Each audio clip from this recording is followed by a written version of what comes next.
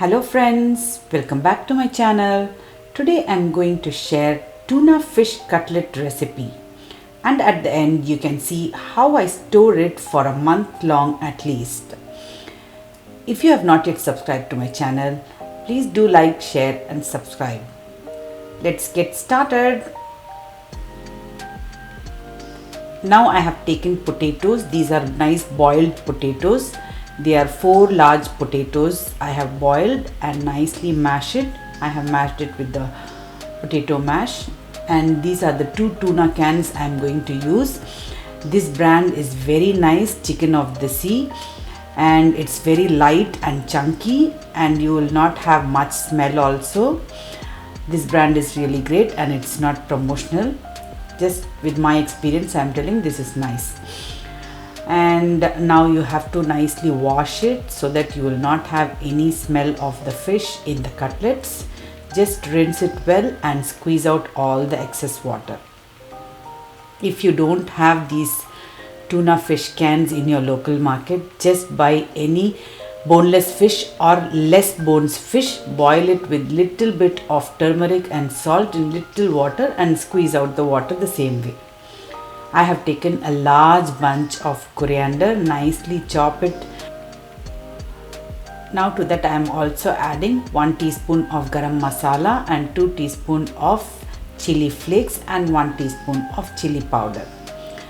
Now in another pan I am just taking little bit of oil. To that I am adding carom seeds, that is ajwain, and 1 teaspoon of turmeric.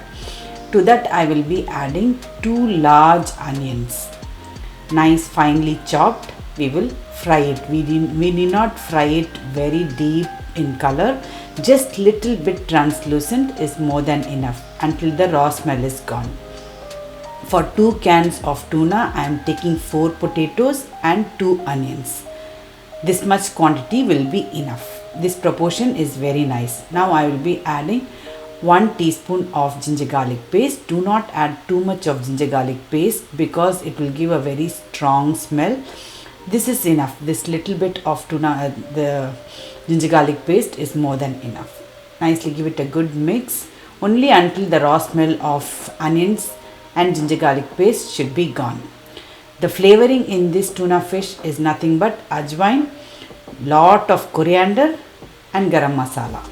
These things will take away all the fish smell. And now I will be adding the salt. Salt you add according to your taste. I will be adding 2 teaspoon of salt. Now nicely give it a good mix.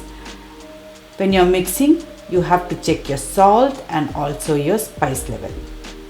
If you don't have kids at home, you can also add chopped green chilies, which will also give a little different taste. As much as possible you can add lot of coriander also. That will also give extra taste. Now I am just dividing into small balls so that all cutlets will be in the same size. And now for coating I am just taking 2 eggs, nicely beat it, keep it aside. I have taken fresh bread. I have just put it in the chopper and made it a breadcrumb. To that I will be adding enough salt. We will just season it with salt and corn flour. Do not skip adding corn flour, is very much important to give nice crisp texture on top. I have just added 3 large tablespoons of corn flour. Mix it well and we will proceed with the next. Now I will be taking all the tuna fish balls and dipping it in the egg wash, then to the breadcrumbs. Nicely give a good dip wash in the egg, then transfer it to the breadcrumbs. I do at a time for 5 cutlets, that is much more easier. You can do one by one also. Nicely coat it with full breadcrumbs, roll it again and again. Then you will have a nice coating of the breadcrumbs, which will give nice texture also on the top. I will be making in 2 different shapes, one in round and one in oval. Both the shapes are very easy to make. Just roll it again and again with the breadcrumbs. You can see how I will be adding extra breadcrumbs and rolling it with my palms. This way you can prepare the round cutlets. This is much easier. And also I will be making the oval shaped cutlets that are also very easy to make. You can see how I make them.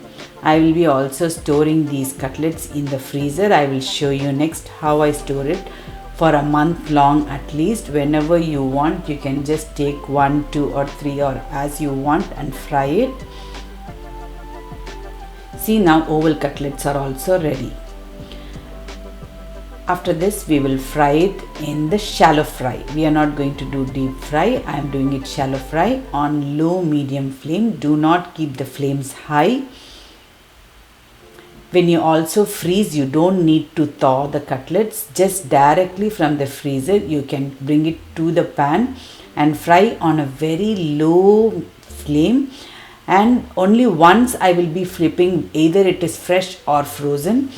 You have to cook it only once. You have to flip the cutlets. For that reason, you have to fry it in low flames only. Just 5 minutes on each sides I fried. Like that, frozen will take little extra longer. That's it. You did not cook it on high flames for any reason. You can always store these cutlets in the freezer for a month long. And the time of Ramadan and all, you will be finding it very easy for you to have these cutlets in the freezer. Whenever you are free, you can make and keep them in the freezer. This way I was able to make 35 cutlets out of this measurement with 2 cans of tuna, 4 potatoes and 2 onions. That's it. You have to just line the cling foil and place all the cutlets and freeze it. Hope you all like it. If you like my videos, do like, share and subscribe to my channel. Live tasty, be happy. Bye bye.